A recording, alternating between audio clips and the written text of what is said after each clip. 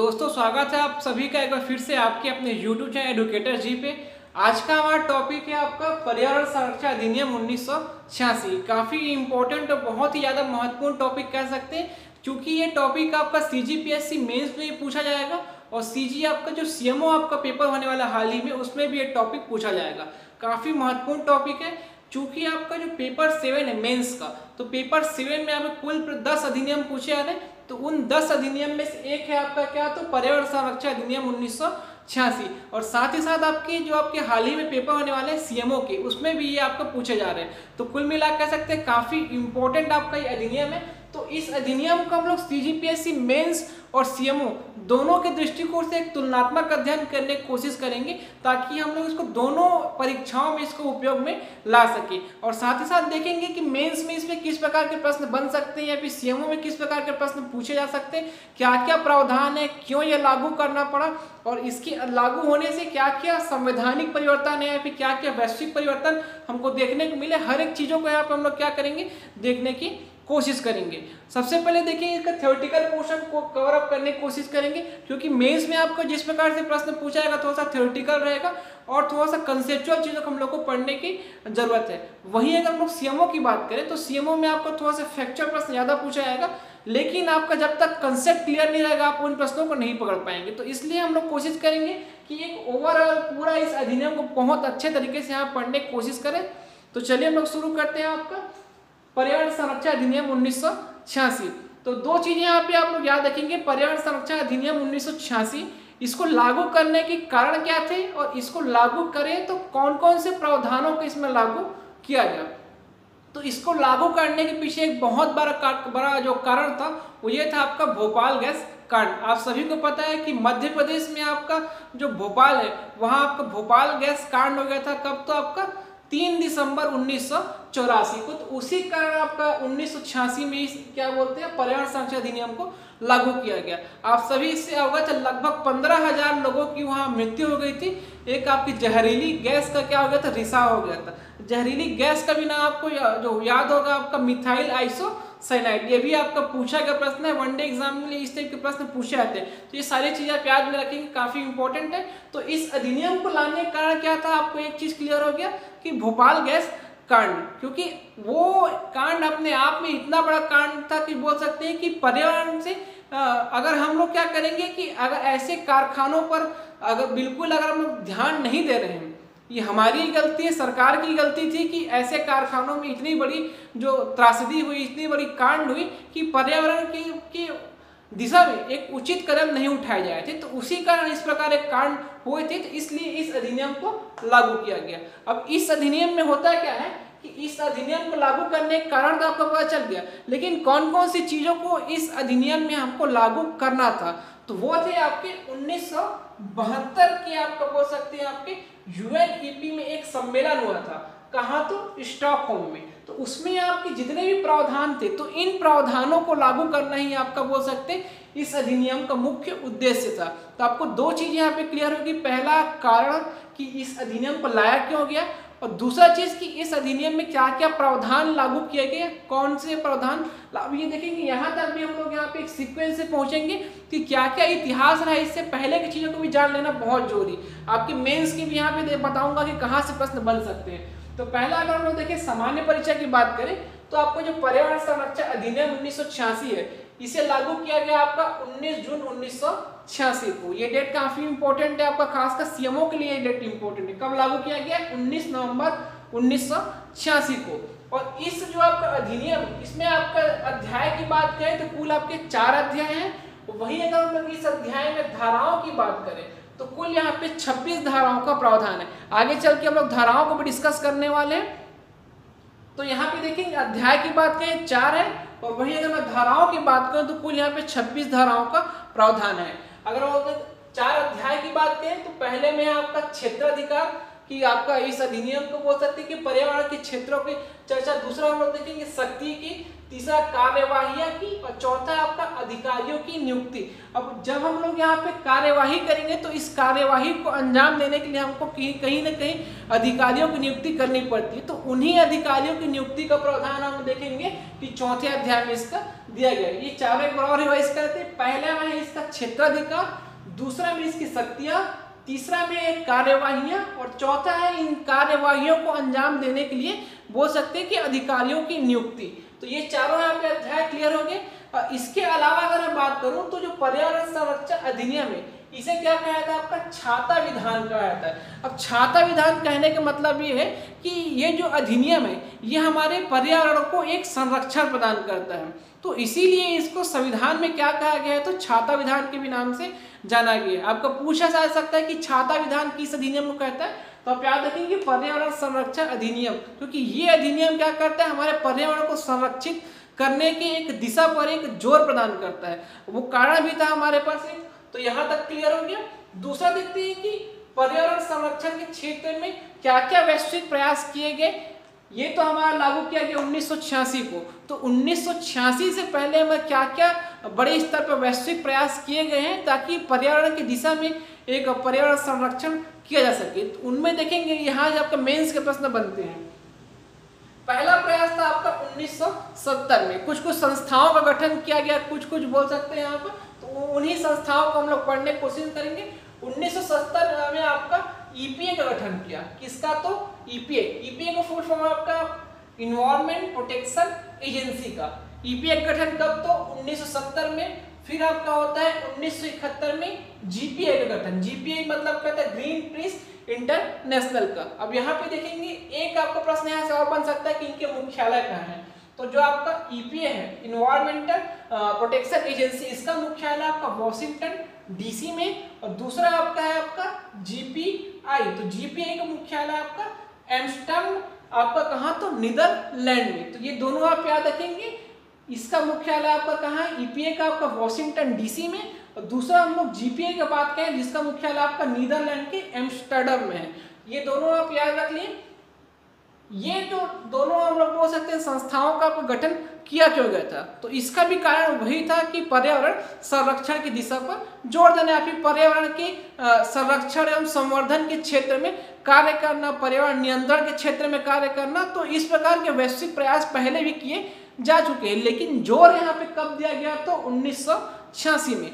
ये दो हो गए। तीसरा लेकिन जो सबसे इंपॉर्टेंट, जैसा कि अभी तक बताते आ रहा हूँ, यूएनईपी। यूएनईपी मतलब क्या होता है, आपका यूनाइटेड नेशंस इन्वायरमेंट प्रोग्राम। एक यहाँ पे यूएनईपी की बैठक बुलाई जाती है, कहाँ, तो आपके स्टॉकहोम में। और यही जो जितने भी आपके प्रावधान या फिर जितने भी बोल सकते हैं कि प्रावधान या फिर मुद्दे पर यहाँ पे डिस्कस किया जाता है, इन्हीं मुद्दों को लागू किया जाता है आपका पर्यावरण संरक्षण अधिनियम 1986 में। अब देखेंगे कि जो आपका यूएनईपी संस्था है इसका कार्य क्या था, तो इसका भी कार्य वही था कि पर्यावरण के संरक्षण, संवर्धन व नियंत्रण की दिशा में कठोर काम या फिर बोल सकते हैं कदम उठाना, या फिर नियम बनाना, या फिर कुछ बोल सकते हैं कि प्रावधानों को लागू करना, वैश्विक स्तर पर सभी देशों के साथ साझा करना कि हम लोग बैठकर एक जो पर्यावरण की दिशा में ऐसे कदम हमको उठाने चाहिए। तो यही इस संगठन का बोल सकते हैं आपका मूल उद्देश्य था।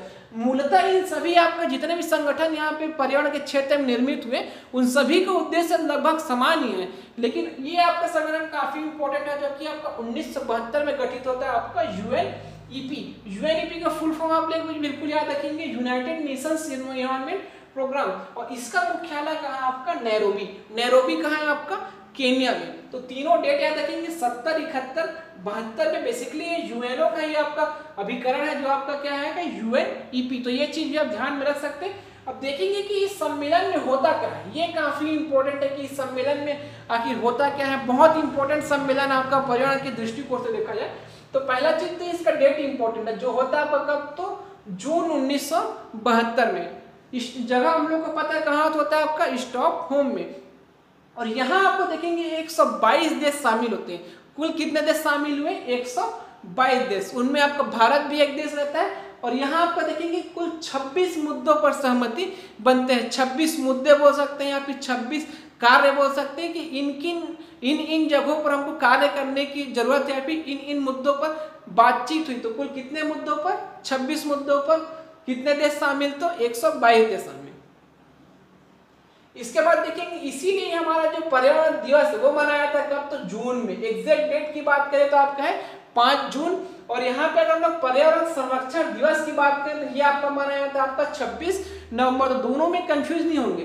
पर्यावरण दिवस की बात करें तो आपका है 5 जून को, और पर्यावरण संरक्षण दिवस की बात करें तो वह आपका 26 नवंबर को। तो यहाँ तक तो बात ये कि आपका सम्मेलन का ब्रीफ हम लोग देख लिए कि कहाँ हुआ और बोल सकते हैं कितने मुद्दे थे, कितने देश पार्टिसिपेट किए। अब देखेंगे कि इसमें मुख्य प्रावधान क्या थे। ये आपके मेंस के लिए काफी इंपॉर्टेंट बन जाता है। दूसरा देखेंगे हम लोग कि संविधान में किस किस प्रकार के प्राविधान या फिर किस किस प्रकार के प्रोविजन यहाँ पे लागू किए गए कि पर्यावरण को जगह दी गई संविधान में, एक संवैधानिक रूप प्रदान करने की कोशिश किया गया।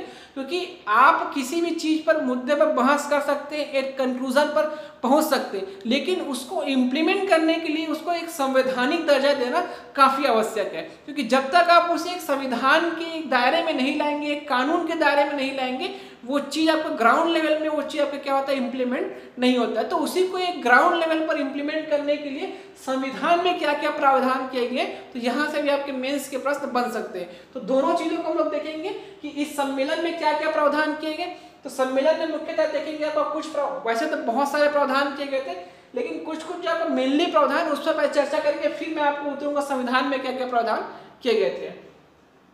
इस सम्मेलन में देखेंगे पहला आपका है पर्यावरण सुरक्षा हेतु कार्य, कि पर्यावरण को सुरक्षा हेतु कौन कौन से कार्य किए जा सकते हैं। पर्यावरण जो हो सकता है प्रदूषण उद्योगों को बंद करना, कि ऐसे उद्योग जहां से हमारा पर्यावरण प्रदूषित होता है तो उन्हें क्या करेंगे, बंद करना, या फिर अगर उनका कोई समाधान है जिससे हमारा पर्यावरण प्रदूषित ना हो सके तो उस चीजों को वहां पे इम्प्लीमेंट करना। तीसरा चीज ध्वनि की अधिकतम सीमा निर्धारित कर दी गई, कि कहीं कहीं पे ज्यादा ध्वनि की तीव्रता को ज्यादा होता है तो ध्वनि की तीव्रता को क्या किया गया, आपका सीमित कर दिया गया, निर्धारित कर दिया गया कि इस तीव्रता से ज्यादा आप ध्वनि का वहां पे बोल सकते हैं कि इस तीव्रता को आप पार नहीं कर सकते, उसकी लिमिट में आपको ध्वनि तीव्रता होनी चाहिए। पर्यावरणीय अनुकूल भूमि का उपयोग हेतु निर्देश, की पर्यावरण की दृष्टि से जो भूमि अनुकूल है वहां जैसे कि वृक्षारोपण हो गया, सिंचाई का, बहुत सारे कार्य आपका पर्यावरण की दृष्टि से जो आपका अनुकूल है उस भूमि का उपयोग करने के लिए सख्त निर्देश दिए गए और कानून का बनाया गया। उसके बाद आपका प्रदूषण फैलाने वाले कारखानों को दंडित करना, कि ऐसे कारखाने जिसके कारण आपका प्रदूषण फैल रहा है तो ऐसे कारखानों को दंडित करने का जो प्रावधान है वो भी आपके इस सम्मेलन में डिसाइड किया गया। और था आपका निवारण व नियंत्रण तो पुनः कानून का निर्माण करना, कि अभी तक जितने भी लचीले हम लोग यहाँ पे पर्यावरण को ले रहे थे जिसके कारण इतनी बड़ी घटना को अंजाम दे जाता है, एक हमारा जो गलती था, तो वैसे कानून में बदलाव की सख्त जरूरत थी। तो वही था कि यह हमारा कि निवारण एवं नियंत्रण तो पुनः कानून का निर्माण करना, कि पर्यावरण संरक्षण संवर्धन व नियंत्रण की दृष्टि से नए व ठोस कानून का निर्माण करना इस बोल सकते हैं सम्मेलन में मुख्यतः डिसाइड किया गया या फिर मुख्य मुद्दा रहा। इसके अलावा भी आपके पर्यावरण की बचाव के लिए, पर्यावरण के संरक्षण के लिए, नियंत्रण के लिए और भी कई मुद्दे थे, लेकिन ये हम लोग जो मुख्यतः मुद्दे यहाँ पे डिस्कस किए। इसके अलावा हम लोग देखते हैं कि संविधान में क्या क्या प्रोविजन किया गया हमारे यहाँ। तो संविधान में पहला देखेंगे आपका डीपीएस की बोलते, जिसको बोलते हैं आपके राज्य के आपके नीति निर्देशक तत्व, डीपीएसपी में इसका शामिल किया गया। डीपीएसपी के अनुच्छेद आपके 48A में या फिर 48 में शामिल किया गया है। दूसरा हम लोग देखेंगे कि मूल कर्तव्य में इसका जोड़ा गया है। तो मूल कर्तव्य में अगर हम लोग आर्टिकल की बात करें तो अनुच्छेद 51 या फिर 51 में जोड़ा गया है। तीसरा देखते हैं कि अनुच्छेद 253, जी हाँ, अनुच्छेद 253 के अनुसार संसद को यह आपका अधिकार देता है कि पर्यावरण के दिशा में कानून बनाए। बोल सकते हैं कि वैश्विक करारों को लागू कराने हेतु संसद कानून बनाएगा। तो किस आर्टिकल के तहत हम लोग संसद को यह अधिकार दे रहे हैं कि वो पर्यावरण के क्षेत्र में कानून बनाए, तो वो है आपका अनुच्छेद 253 के तहत। उसके बाद देखेंगे कि एक आपका 42वां संविधान संशोधन, काफी बड़ा संविधान संशोधन है। तो इस संविधान संशोधन में पर्यावरण संरक्षण को समवर्ती सूची का विषय घोषित कर देता है। समवर्ती सूची मतलब अब यह केंद्र व राज्य दोनों का विषय बन जाता है। अभी तक केवल केंद्र का विषय था, लेकिन इसको 42वां संविधान संशोधन करके समवर्ती सूची में डाल दिया। मतलब अब ये केंद्र के साथ साथ आपका राज्य की सूची का भी विषय घोषित हो जाता है। तो काफी इंपॉर्टेंट है आपका, यहाँ से आपका काफी प्रश्न बन सकते हैं मेंस के लिए। संविधान में क्या प्रावधान है, इस सम्मेलन में क्या प्रावधान किए गए, क्योंकि जितने भी आपके इस सम्मेलन में प्रावधान किए गए, जो भी डिसीजन लिए गए, उन्हीं सबको आपका इस अधिनियम के में लागू करना ही इस अधिनियम का मूलतः उद्देश्य था। कि इस आपके जो बोल सकते हैं कि जो आपका सम्मेलन हुआ, इसमें जो भी डिसीजन लिया गया उन्हीं को इम्प्लीमेंट करना इस अधिनियम का मुख्य उद्देश्य था। तो यहाँ से आपके जितने भी प्रश्न बन सकते हैं इन सबको ध्यान में रखेंगे। इसके बाद हम लोग देखते हैं कि और कौन कौन से आगे इसको लागू करने के लिए एक संस्थान का गठन किया गया। अगर यहाँ पे आप इसके प्रावधानों को नहीं मानते हैं तो कौन कौन से दंड का निर्धारण किया गया, तो उन सबको हम लोग अब देखते हैं। तो उसके बाद देखते हैं हम लोग कि पर्यावरण संबंधित जो मामले होते थे तो उसके निवारण हेतु एनजीटी गठन किया गया। किसका, तो आपका एनजीटी का। कब, तो सन 2010 में। और इस एनजीटी का ऐसे फुल फॉर्म अगर आप देखें तो ये भी आप देख सकते हैं, नेशनल ग्रीन ट्रिब्यूनल और आपका एक्ट। तो यहाँ पे देखेंगे नेशनल ग्रीन ट्रिब्यूनल एक्ट। तो यहाँ पे जो एनजीटी का गठन किया गया कब, तो सन 2010 में। क्यों किया गया, तो पर्यावरणीय संबंधित मामलों के निपटारे हेतु, अर्थात कि पर्यावरण के क्षेत्र में अगर कोई भी इससे संबंधित मामला आता है, कोई भी प्राधिकरण आता है, तो उस मामले का निपटारा कहाँ होगा, आपका एनजीटी में होगा। तो ये आपका जो एनजीटी है बेसिकली आपका 20 सदस्यीय टीम है। याद रखेंगे कितने सदस्य हैं इस एनजीटी में, 20 सदस्य, जो कि आपका फर्दर डिवाइड होता है 10 और 10 में। 10 और 10 मतलब कि इस 20 में से 10 आपके क्या होते हैं, जो होते हैं आपके पर्यावरण विशेषज्ञ होते हैं। कौन, क्योंकि हमको किन प्रकार के मामलों का निपटारा करना है यहाँ पे, कि पर्यावरण से संबंधित। तो जब तक वहाँ पे आपके पर्यावरण विशेषज्ञ नहीं होंगे जो आपके पर्यावरण के परिदृश्य को अच्छे समझ पाते हैं, तो वही इस चीज का क्या करेंगे, निपटारा कर पाएंगे। इसलिए 20 जज में से आपके 10 कौन होते हैं, आपके पर्यावरण विशेषज्ञ होते हैं। बाकी के 10 कौन होते हैं, आपके रिटायर्ड जज होते हैं। रिटायर्ड जज मतलब कि जो कि आपके हाई कोर्ट और सुप्रीम कोर्ट के जो कि रिटायर्ड जज होते हैं वो होते हैं, ताकि आप एक सही और एक उचित सजा का प्रावधान कर सके। तो इसलिए यहाँ पे जजों की भी होना जरूरी है। तो याद रखेंगे कि 10 कौन होते हैं, आपके पर्यावरण विशेषज्ञ, और 10 आपके रिटायर्ड जज होते हैं। किसमें, आपके एनजीटी में। और एनजीटी के अगर हम लोग मुख्यालय की बात करें, इसका मुख्यालय है यहाँ पे दिल्ली में, और मुख्यालय के साथ साथ इसके 4 क्षेत्रीय कार्यालय हैं, तो वो भी इंपॉर्टेंट है। 4 क्षेत्रीय कार्यालय है, पुणे, भोपाल, चेन्नई और कोलकाता में। तो ये चारों भी काफी इंपॉर्टेंट है। जो मुख्यालय हेडक्वार्टर हुआ आपका दिल्ली में, और 4 क्षेत्रीय कार्यालय कहाँ, तो पुणे, भोपाल, चेन्नई और कोलकाता में। इसके बाद हम लोग देखेंगे कि पर्यावरण संरक्षण अधिनियम 1986 के उल्लंघन करने पर कौन कौन से दंड का प्रावधान किया गया। काफी इंपॉर्टेंट है, आपका सीएमओ के लिए बहुत इंपॉर्टेंट है, और आपका मेंस के लिए भी काफी इंपॉर्टेंट है। बहुत इनसे प्रश्न बन सकते हैं। तो दंड की बात करें, सबसे पहला चीज याद रखेंगे कि धारा 26 के तहत आपका दंड का प्रावधान किया गया। जैसा कि हम लोगों ने पढ़ा यहाँ पे 4 अध्याय और 26 आपके धारा है कुल, किसमें, आपके पर्यावरण संरक्षण अधिनियम 1986 में। तो जो लास्ट आपका जो धारा है, धारा 26 के तहत यहाँ रखेंगे दंड का प्रावधान किया गया है। वैसे हम लोग नेक्स्ट लेक्चर में पूरे धारा को यहाँ पे सीक्वेंसली वाइज आपको पढ़ने वाले, क्योंकि आपका सीएमओ में धारा पूछ सकता है, तो धारा के ऊपर भी हम लोग पैनी नजर रखेंगे हम लोग नेक्स्ट लेक्चर में, जो कि इसी के ऊपर रहेगा। फिर भी आप याद रखेंगे धारा 26 के तहत किसका दंड का प्रावधान किया गया है। अब कौन कौन से दंड है वो देखते हैं। तो सबसे पहला दंड आपका 5 वर्ष तक कैद या फिर 1 लाख रुपए का दंड। याद रखेंगे 5 वर्ष तक कैद अथवा 1 लाख का दंड, या आपका दोनों की, मतलब आपको 5 वर्ष तक का कैद हो सकता है, या फिर 1 लाख रुपए का आपके ऊपर जुर्माना लगाया जा सकता है, अथवा दोनों भी आपको यहाँ पे भुगतान करना पड़ सकता है। उसके बाद देखेंगे पुनः उल्लंघन होने पर 5000 रुपए पर डे, मतलब कि अगर आपने इस नियम को उल्लंघन कर चुके हैं और पुनः अगर उस नियम का इस अधिनियम का उल्लंघन किया, तो आपको 5000 रुपये प्रतिदिन का भुगतान करना पड़ सकता है। तीसरा है आपका 1 वर्ष से अधिक उल्लंघन होने पर 7 वर्ष की सजा। तो तीसरा जो दंड का प्रावधान है, अगर आपने 1 वर्ष से अधिक की अधिनियम को उल्लंघन करते आ रहे तो आपको 7 वर्ष तक की सजा हो सकती है। तो 3 काफी इंपॉर्टेंट है। ऊपर में देखेंगे आपका 5 वर्ष का कैद या फिर 1 लाख का दंड अथवा दोनों। दूसरा आपका पुनः उल्लंघन होने पर कितने का प्रावधान है, 5,000 रुपये प्रति दिन का।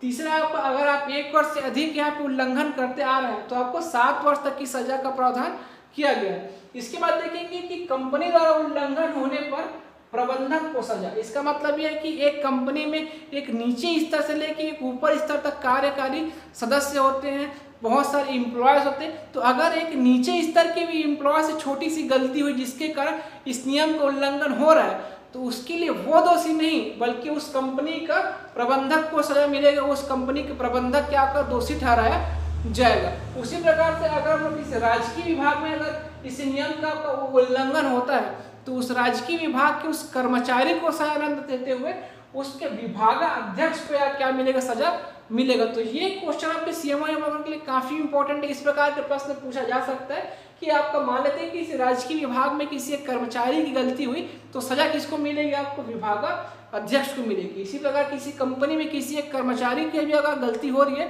तो सजा किसको मिलेगा, उस कंपनी के प्रबंधक को, कि चूंकि वो एक रिस्पॉन्सिबल पर्सन होता है क्योंकि नीचे लेवल तक की देखने की कि उसके अनुसार उसका काम यही है कि क्या करना है कि देखना है कि आपको कहीं पे गलती तो नहीं हो रही है। तो आपको याद रखेंगे कि कंपनी द्वारा उल्लंघन पर सजा किसको, प्रबंधक को।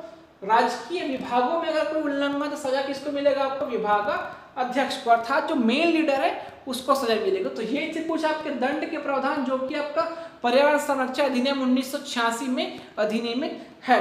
तो यहाँ पे दोस्तों आज का लेक्चर कंप्लीट होता है। जो नेक्स्ट लेक्चर आएगा दूसरा पार्ट, उसमें हम लोग क्या करेंगे, जो इम्पोर्टेंट जितने भी धारा है यहाँ पे आपके पर्यावरण संरक्षण अधिनियम 1986 में जो कि आपके सीएमओ के लिए भी काफी इंपॉर्टेंट है, और उन धाराओं को अगर आप मेंस में आंसर राइटिंग के समय आप उसको अगर मेंशन करते हैं तो आपका जो आंसर काफी क्या हो जाएगा, एक इफेक्टिव आंसर कहलाएगा। क्योंकि एक अगर आप अच्छे फैक्ट्स को यहाँ पे अगर आप अपने मेंस आंसर राइटिंग में इंक्लूड करते हैं तो वो दर्शाता है कि आपका नॉलेज को शो करता है कि आपको उस विषय में कितना ज्ञान है।